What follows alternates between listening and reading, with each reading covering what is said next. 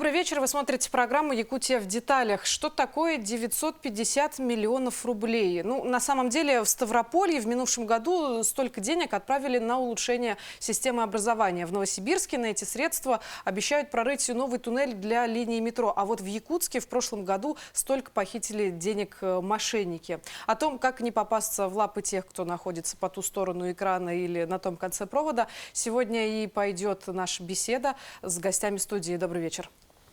Ну вот, смотрите, вначале я озвучила сумму, которую мошенникам отправили в прошлом году, но данные же меняются из года в год. Что об этом статистика говорит? В 2023 году примерно такая сумма и по республике, около миллиарда рублей. И возбуждено свыше 3000 уголовных дел за минувший год. И по 3 месяцам 2024 возбуждено уже 410 уголовных дел по дистанционному мошенничеству.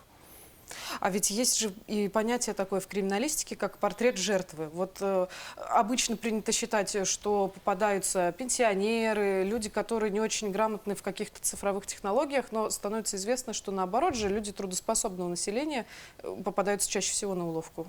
Да, несмотря на существующий стереотип о уязвимости именно пенсионного возраста, да, наших граждан, наибольший процент потерпевших по уголовным делам, связанных с дистанционным мошенничеством, приходится именно на лиц 30 до 49 лет. То есть это самое трудоспособное население, самое активное в плане сети интернет и банковских операций. А люди пенсионного возраста, то есть свыше 60 лет, приходится около 11%. То есть смело можно предполагать, что и география преступников тоже такая, да? Идем туда, где промышленные районы, Алданский, Нерюнгринский, потому что там больше зарабатывают. Да, естественно, наибольший процент приходится на город Якутск и на крупные районы. Это Мирнинский район, Ленский, Нерюнгринский и, ну, как вы сказали правильно, промышленные, где наиболее, так скажем, привлекательные для мошенников клиенты банковские. Все это утекает. То есть в сеть, они мониторят банковские счета, и поэтому география таковата, что наиболее подвержены это вот город Якутск и вот промышленные крупные районы республики. Мирнинский, Нерюнгринский, Ленский, Алданский. Да, правильно. Ну, смотрите, у меня была такая история, когда мошенники ограбили и меня. Я об этом совершенно случайно узнала на работе. У меня просто произошло списание с карты в сумме 3000 рублей. Когда я позвонила по номеру 900, мне оператор сказал, что мы, конечно, вам карту заблокируем, но перевыпускать мы ее вам не будем, потому что а в чем смысл, если вы обратитесь к нам через пару месяцев еще раз? Ну, это меня очень сильно возмутило. Евгений Анатольевич, хочу узнать, как в банке обстоят дела, насколько вот там действительно можно оставлять свои средства и доверять тем, кто за ним следит. Ну, на самом деле с этим на данное время все не так все гладко вообще в России. Но, например, если все-таки такой инцидент произошел, конечно, незамедлительно нужно позвонить в банк, заблокировать не только этот счет, с которого было списано, но и все счета, которые у вас есть, включая и вклады. То есть с вкладами тоже нужно поработать, потому что бывает такое, что клиент приходит, тот, который уже попался на уловку мошенников, именно сам лично в банк, говорит о том, что нужно закрыть вклад срочно, хотя срок вклада еще не подошел к концу, и по каким-то причинам нужно забрать эти деньги. Ну и, соответственно, наши операционисты, они отрабатывают с этим клиентом те моменты, почему, для чего было это сделано. С нашими операционистами также работают специалисты в области финансовой грамотности, то есть они научены общаться с клиентом на эту тему, то есть понять, не подвергся ли клиент мошенническим вот этим вот всем действиям. То есть были такие моменты, когда, да, ну не только у нас в республике, но и в России, когда клиент пришел и хочет незамедлительно закрыть счет, например. Вот, но показала практика, что он под влиянием мошенников. Вот, то есть у нас операционисты как раз научены тем, чтобы заранее уже понять, клиент добровольно пришел закрывать счет или же нет, или под влиянием третьих лиц. А вот, допустим, у меня есть в банке вклад, и меня условия устраивают, все довольно так хорошо, но вот надо, как вы говорите, и счет закрыть, и карту заблокировать. Но я из этого банка просто не хочу уходить, потому что меня там хорошо обслуживают. Что делать? Если я по новой там что-то открою, есть ли риск того, что мошенники снова меня найдут? Мошенники, они, так сказать, вездесущие. Поэтому, если вы открываете повторный вклад в этом же банке, где вас все условия устраивают, то, в принципе, следующий вклад будет уже более для вас безопасный в плане понимания, что вы уже связались с мошенниками, поняли, как они действуют, ну и на следующий раз уже не будете так просто относиться к этому моменту. Угу. Ну что ж, становится более-менее понятно. У нас в студии есть еще и жертвы мошенников. Ирина, расскажите о своей истории. Ну, история вот такая. Я собиралась на работу, стою на остановке, и у меня по телефону начинают сыпаться смс-ки. Лакоста, подтвердите код. Глория Джинс, подтвердите код. Еще и ряд магазинов, в которых я даже не пользуюсь ими. Просто сыпятся смс-ки. И, наверное, смс-ок 40 мне пришло. И я понимаю, что что-то происходит, и не могу понять, что. И дело заканчивается тем, когда все эти смс-ки сыпятся, мне начинает поступать первый звонок. Ира, тебе деньги нужны? Я говорю, нет. Ты шутишь, что ли? И выясняется, по WhatsApp приходит от меня сообщение, я прошу 50 тысяч. Там безликое обращение, помоги, могу его зачитать. Значит, и этих смс-ок у меня было, все контакты, которые были у меня в WhatsApp, я всем написала это сообщение, получается. Ну, вернее, не я, а от моего лица мошенники.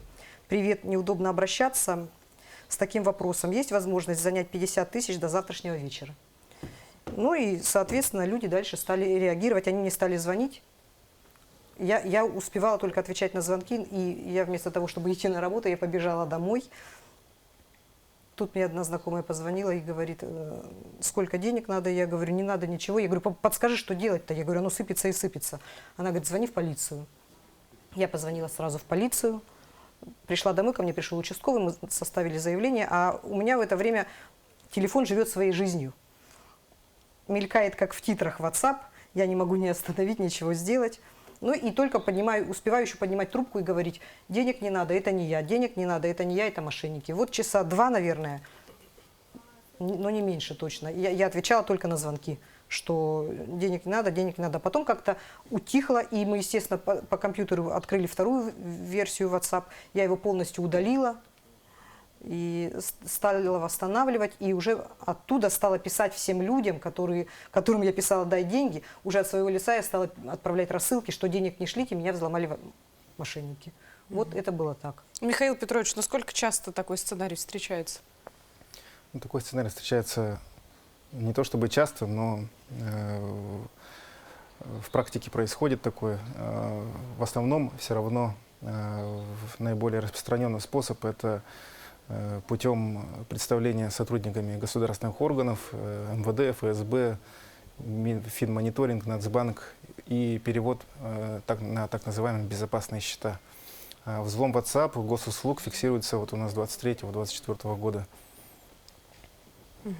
У нас также наша коллега Дарья Анкехова, которую телезрители знают по программе «Мы вам покажем», и «Утро Якутии» попалась в лапы мошенников. Она записала свое обращение, свою историю. Давайте послушаем.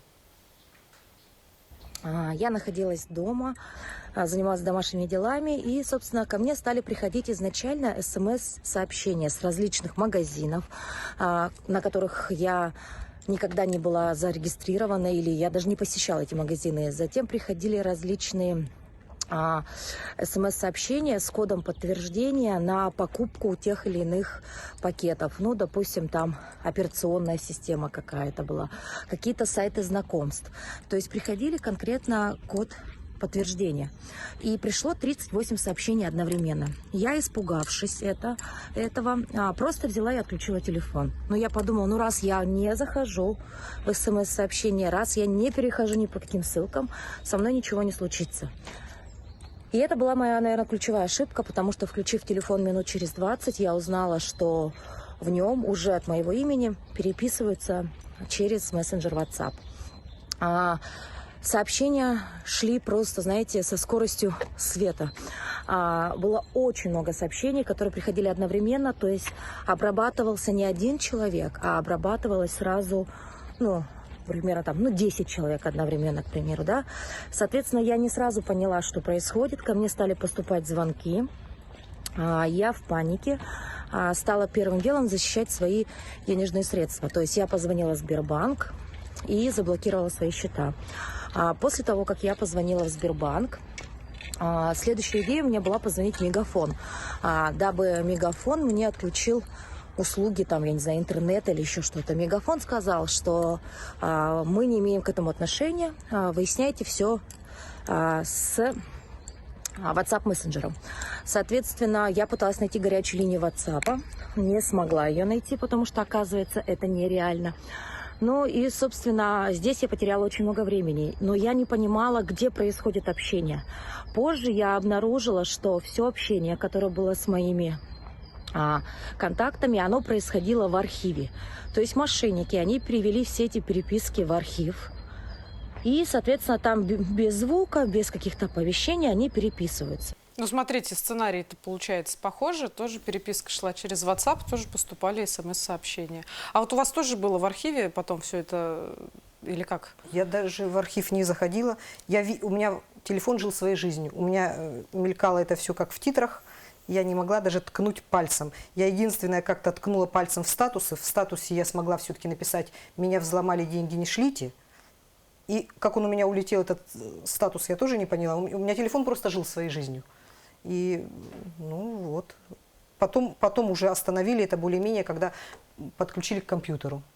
Через компьютер стали уже рассылать сообщения, что мне деньги не шлите, и как-то так. А вот к вам приходил участковый, вы составили заявление, что потом было? Потом меня участковый пригласил к себе для того, чтобы написала я заявление о том, что претензий не имею. Но у меня все-таки, скажем так, претензии были. Я не знаю к кому, но претензии у меня были. Но поскольку материально я не пострадала, и дело закрыли. Ну что ж, о методах мошенничества и их профилактике мы поговорим после небольшого перерыва. Оставайтесь с нами.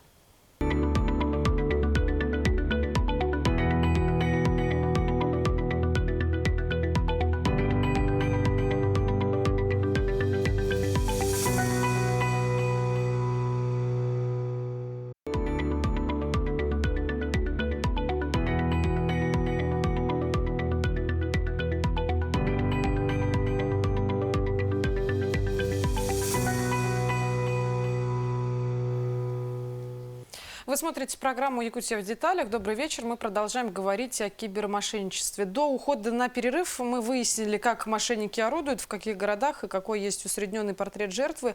Но ведь как-то преступники узнают, что у жертвы есть деньги. Вот это, наверное, самый главный вопрос. Михаил Петрович, ваш опыт что говорит? Опыт говорит о том, что в теневом сегменте интернета, в теневых интернет-ресурсах открыто и очень легко и доступно можно приобрести банковские базы клиентов. Можно с разбивкой по регионам, с разбивкой по возрастам, с разбивкой по местам работы. В общем, базы данных на любой вкус. Это все приобретается за цифровую валюту. Где это приобретается путем каких-то хакерских атак или еще как-то, пока что нами не изучено. Но такой момент есть, то, что базы, они распространяются в теневых сегментах интернета. Антон Анатольевич, Евгений, а вот как-то банки изменили свое поведение в связи с активизацией киберпреступников? Вот есть же новости о том, что там жительница Мирного взяла кредит на сумасшедшую сумму денег и пожертвовала это все мошенникам. Неужели банки не следят за тем, кому и по какому поводу они кредиты выдают? Потому что это же ведь такие крупные суммы. Ну, например, в нашем банке уже активно ведется работа по информированию клиентов. Это то есть какие-то рекламные плакаты, билборды, прокрутка видео в наших оперзалах о предупреждении мошеннических операций. Также у нас операционисты проходят обучение с психологами, как, опять же, общаться с клиентами. Операторы также ведут плотную работу психологами, как разговаривать именно с клиентами, который обратился в колл-центр за каким-то переводом, который остановили. Была такая практика, что у многих клиентов вообще по России были остановлены переводы. То есть какой-то перевод остановил именно банк, затем, чтобы выяснить, в чем же дело, почему такая сумма уходит совершенно в другой, например, регион или в другой непонятный банк или счет, например. Вот. И, соответственно, уже колл-центр с этим клиентом общается плотно и выясняет, что, оказывается, там присутствует третье лицо или же влияние мошенников по каким-либо причинам. Они заставили именно клиента совершить эти переводы. Вот. То есть банк именно системами останавливает подозрительные переводы. Это тоже в этом работает. Ну и вообще следится за тем, что вся информация, которая крутится в банках, в системах, она строго ограничена. И утечка информации, например, в банке уже сведена на минимум. То есть никакой информации из банка не уходит по клиентам, по вкладам и так далее. А вот если, например, случилось так, что средства были похищены, можно ли как-то вернуть их обратно на счет? Ну, вообще, банк, например, он плотно работает с сотрудниками МВД, также плотно работает с клиентом, выясняют обстоятельства этого дела, по каким причинам было переведено и так далее. Но вообще, на мою практику, редко, но как-то это все-таки двигается вперед. Но, например, в этом году уже выйдет новые постановления в закон о том, что банки будут возмещать убытки клиентов, которые подверглись влиянию мошенников. Но там же, опять же, есть оговорка о том, что была ли соблюдена вся та программа по защите информации у банка. То есть, если это было все соблюдено, то, соответственно, так сказать, клиент уже не получится вернуть свои средства. Потому что все информационные системы, они работали в штатном режиме, например, ну и весь функционал работал. А вот в случае с историей, когда, вот, например, угнали аккаунт в WhatsApp и пошла рассылка, да, людям, которые, возможно, отправили на счет мошенников деньги. Вот человек, который выступал, ну, скажем так, сообщник, от чьего имени отправлялись сообщения, он тоже считается жертвой или он какая-то звено цепочки какая-то, вот такая промежуточная стадия между тем, кто совершает преступление, и тем, кто является жертвой? То есть владелец аккаунта? Да. Ну, в практике у нас потерпевшим признается тот, кто именно претерпел имущественный ущерб. Владелец аккаунта Telegram или WhatsApp не признается потерпевшим, потому что имущественного ущерба он не имеет. Но у вас же недавно появилось целое подразделение по борьбе с киберпреступлениями. Чем уже можно похвалиться? Да, в структуре МВД России создано управление по организации борьбы с неправомерным использованием информационно-коммуникационных технологий. Структурные подразделения созданы во всех субъектах России, ну и в том числе и в республике. С 2023 года функционирует в республике Саха-Якутия. И за 2023 год плотно взялись за раскрытие дистанционных мошенничеств, которые отличаются наиболее крупным ущербом. В 2023 году пресечена деятельность, задокументирована и пресечена деятельность 2 межрегиональных организованных групп, которые предоставляли посреднические услуги колл-центрам, находящимся на территориях зарубежных стран. Здесь, в России, они предоставляли услуги так называемого обнала, то есть получали на счета третьих лиц похищенные денежные средства, переводили их в цифровую валюту, то есть криптовалюту, и осуществляли и организовывали отправку за пределы Российской Федерации в адрес организаторов. Антон Анатольевич, что на это скажет регулятор в вашем лице по территории нашей республики? Ну, на то, что Министерство внутренних дел ведет работу. Мы совместно взаимодействуем. Буквально недавно проведена работа по обучению сотрудников органов. Они приходили к нам в отделение и им рассказывали, как следует работать с системой сбора информации, которую ведет Банк России. Значит, что за система? Банк России с 2018 года собирает информацию от кредитных организаций о случаях мошенничества, о случаях перевода без согласия. Эта информация аккумулируется в единую базу данных и в соответствии с федеральным законом 408 ФЗ органам следствия Министерства внутренних дел предоставлен доступ к этой информации. Вот сейчас проводится такое проключение их, да, чтобы они оперативно могли, вот в случае поступления заявления, могли оперативно подключиться, посмотреть, куда деньги поступили и среагировать на блокировку счетов уже в банке получателя. А это вот такая работа, которую мы, ну, скажем, выводим такую на финишную прямую. С октября прошлого года закон вступил в силу. Вот там техническая готовность нужна была обеспечить со стороны министерства. Ну и Банк России здесь вот технологически поучаствовал. Что касается закона, который здесь был упомянут, 369 ФЗ, он затрагивает обязательства кредитных организаций по введению периода охлаждения. То есть если у кредитной организации возникает сомнение в законности перевода, что человек действует под влиянием каких-то там лиц, да, то банк вправе заблокировать, приостановить перевод до 2 дней, после чего обратиться к отправителю денежных средств и подтвердить. Если человек подтверждает, то деньги будут переведены. Это такое, до этого такого права у банков не было. Они могли заблокировать перевод только если реализуются признаки. Да, признаки Банк России сформулировал. Довел. Какие признаки? Ну, например, такой признак, что человек получает кредит наличными и тут же отправляет на не свою пластиковую карту. Например, такой, да, вот совершенно неочевидный. Или получил кредит на пластиковую карту и тут же, вот буквально в течение там минут, да, Обналичивает.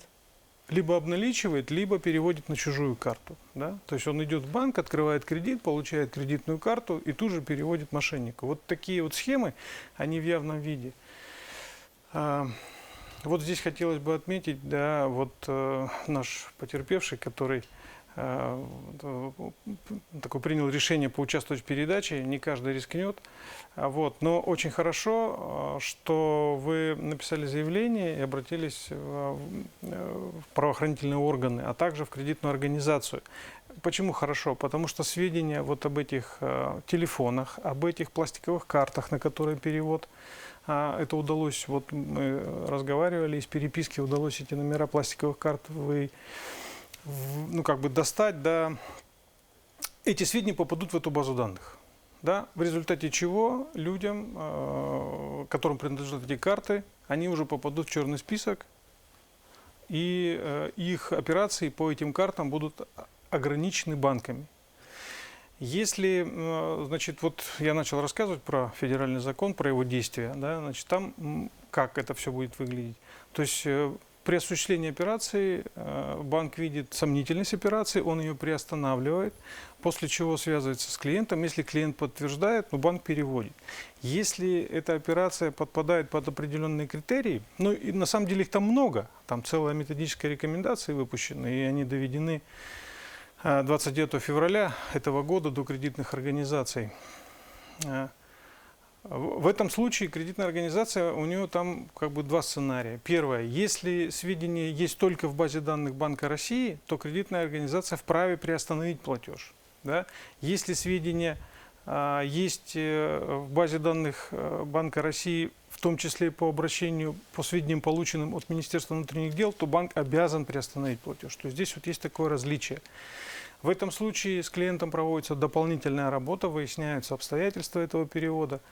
И если клиент настаивает, то банк переводит деньги. В конце концов, это волеизъявление гражданина, да, которое кредитная организация обязана исполнить.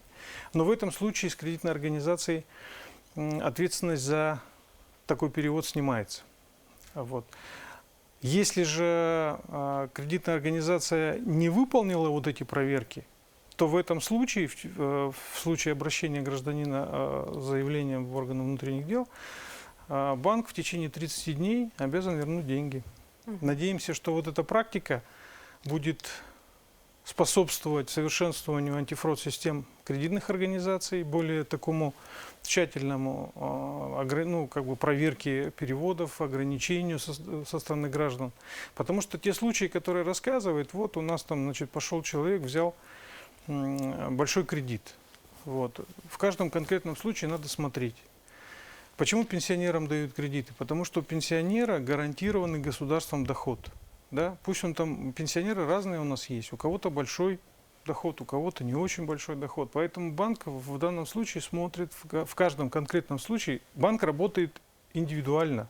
И он каждый раз оценивает человека через свою скоринговую систему. Поэтому, возможно, вот пенсионер, который пришел в банк, он проходит условия. Еще хотелось бы отметить, чтобы... Антон Анатольевич, давайте продолжите вы об этом говорить после небольшого перерыва. Нам сейчас надо уйти на рекламу, и потом обязательно продолжим говорить и о методах мошенничества, и о борьбе с такой нехорошей вещью.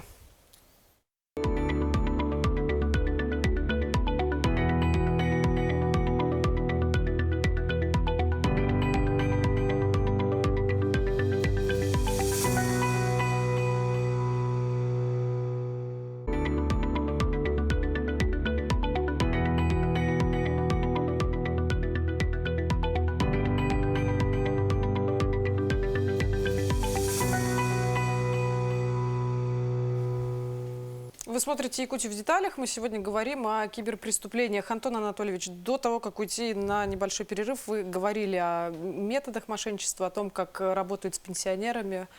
Вот. Да. А что дальше? Да, и вот когда рассматривают каждый конкретный случай, получается, что пенсионер под воздействием мошенников, безусловно, это не его инициатива, он обращается в несколько кредитных организаций и одновременно получает несколько кредитов, которые аккумулируются и представляются уже такой большими значительный, этими суммами. да, вот этими большими суммами. А на самом деле он получает там 300-500 тысяч. И для отдельно взятой кредитной организации, для этого человека с его, возможно, доходами это нормально. Да? Но поскольку он их получает в течение 1-2 дней, буквально вот прямо вот в течение пошел по улице и во все банки заходит и берет кредит. То есть банки вот об этом не знают. В этом смысле мы изучаем вопрос, как это сделать быстрее, потому что надо понимать, что выдача кредитов, она должна отразиться в бюро кредитных историй. По закону на это отводится до 5 дней. Кредитная организация должна уведомлять бюро кредитных историй, да, с которой заключен договор.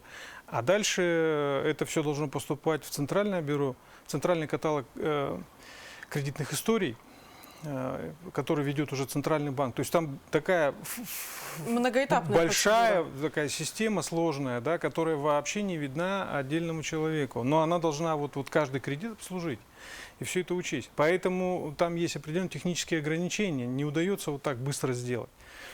Вот. В результате получается картина, что человек набирает кредитов, а потом все отдает мошенникам. Поэтому, наверное, здесь самое правильное – это говорить вот о тех мерах, когда человек не должен слушать вот того или то, что ему говорят по телефону напрямую. Вот к нему обращается неизвестный человек, показывает какое-то непонятное удостоверение. Да? То есть у человека, сейчас просто видео, даже есть записи. Поэтому не надо верить на слово, что называется. Да? Надо прервать разговор, если вас пугает, что вашим деньгам угрожает опасность. Если, говорят, что с банком что-то случилось, не надо верить на слово, надо позвонить в свой банк, спросить, что там происходит. Я вот в 100% случаях вам скажу, что все в порядке.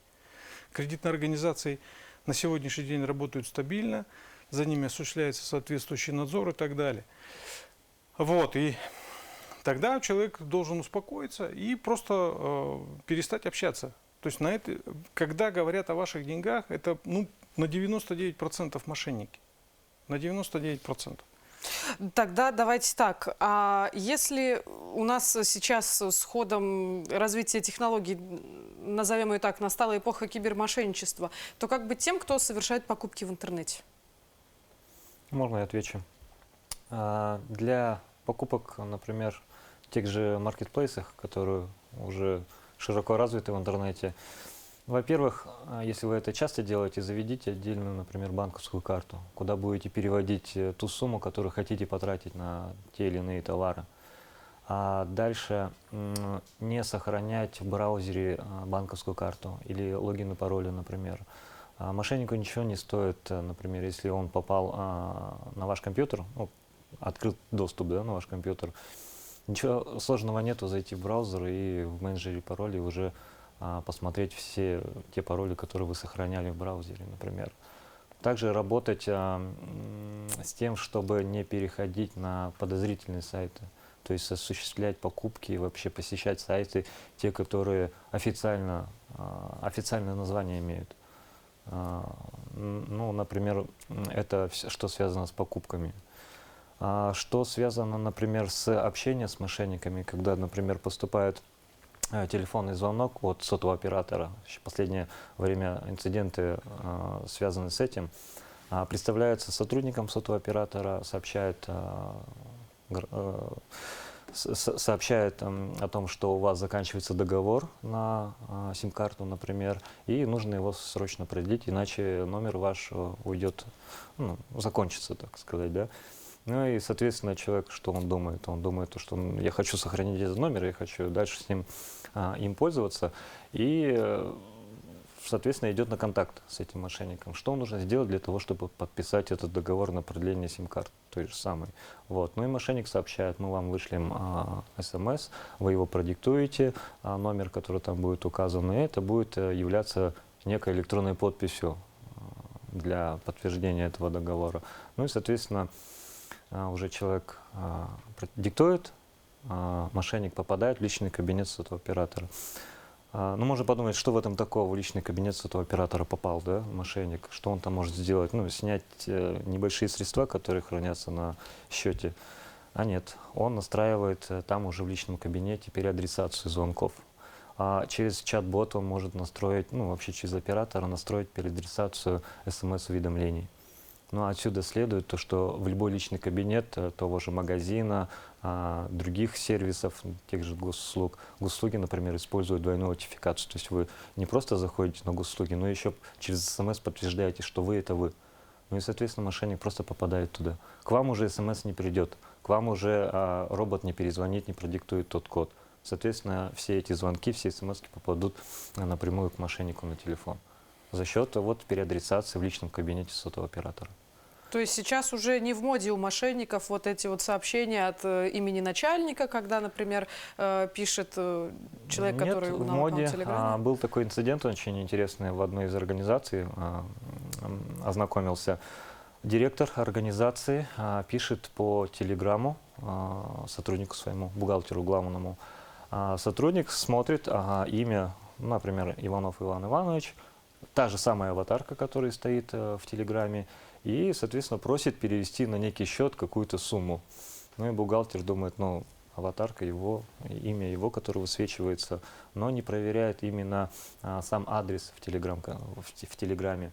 Ну и, соответственно, мошенники, они что делают? Они создают фейковый аккаунт в Телеграме, ставят эту аватарку, именуется так же, как именуется и директор, например, организации.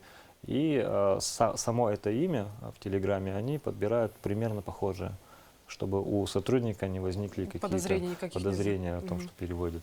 Ну и, соответственно, потом переводят эти средства. Вот, например, это то, что касается именно соцсетей. Но хочу сказать то, что банки, они уже не используют соцсети для связи с клиентами. Ни в коем случае. Михаил Петрович, что нужно делать первым делом, если кажется человеку, что вот он попался на удочку мошенников? Ну, первым делом, как вот ранее было подмечено, если это звонок и у человека возникли подозрения, если это звонок от имени правоохранительных органов или банковской организации, просто стоит положить трубку и позвонить на официальный номер кредитной организации и уточнить, что там за проблемы, собственно. Если звонок от ФСБ, МВД или других правоохранительных органов, всегда тоже можно положить трубку и перезвонить в дежурную часть, узнать, есть ли такой сотрудник и так далее. В любом случае, вызов и любые следственные действия проводятся у нас по повестке. И никакие оперативные и следственные эксперименты, естественно, не проводятся по голосовой связи. Все это уловки, все это под общим названием существует социальная инженерия. Это то, на что народ будет реагировать всегда. И мошенники будут все равно модернизировать свои, грубо говоря, методы. Если сейчас наиболее распространенный остается звонок от имени вот государственных структур, и вот в 2024 году появились мошенничество под видом вот звонков от сотовых операторов о необходимости пролонгации договора, да. Уже давно также еще распространен вид мошенничества, такой очень опасный, очень большие ущербы. Это под видом инвестиций, то есть под видом... Это пирамиды вот эти финансовые или это псевдоинвестиции? Это псевдоинвестиции, когда тоже либо путем звонка, либо путем переписки где-то в Телеграм, в сети Телеграма, либо другой социальной сети, потерпевшие начинают переписку с так называемыми брокерами торговыми для торговли на валютных рынках, либо для торговли на криптовалютных биржах. Ну да, на этом тоже. Что сейчас вот популярно, да, вот и цифровые инвестиции там, и так далее. Поэтому ущерб по таким видам преступлений, он ограничен лишь вот, кредитным потенциалом банковского клиента, потому что такого потерпевшего могут вести месяцами, а то и годами было в практике. Ну, таких историй действительно у нас в Якутии много, псевдоинвесторов, да, не то чтобы... Ну, короче говоря, их, да, тысячами можно исчислять. Ирина, вы попались в руки мошенников, но вовремя пошли по верному пути, когда написали заявление в правоохранительные органы. Вот какой совет вы можете дать нашим зрителям, если они окажутся в такой ситуации, или, может быть, как не оказаться в такой? Как не оказаться, я даже не скажу, потому что я сама в правоохранительных органах это спрашивала. Подскажите, как это избежать. А лучший способ, если вот пришла такая смс-ка, скорее всего, позвонить человеку, который просит у тебя денег, потому что она была безликая. Если так чуть-чуть задуматься, то действительно, когда прошу денег, я бы обратилась по имени. Может быть, я даже бы и позвонила. А вот это безликая... Хотя она... Ну, скорее всего, все-таки, если мне придет такая смс-ка, я обязательно позвоню человеку и уточню, точно ли тебе нужны деньги. Ну что ж, я думаю, что многие зрители сделают для себя сегодня необходимые выводы. На этом выпуск программы «Якутия в деталях» подошел к концу. Смотрите нас по будням в 19:15. Расскажем обо всем в деталях.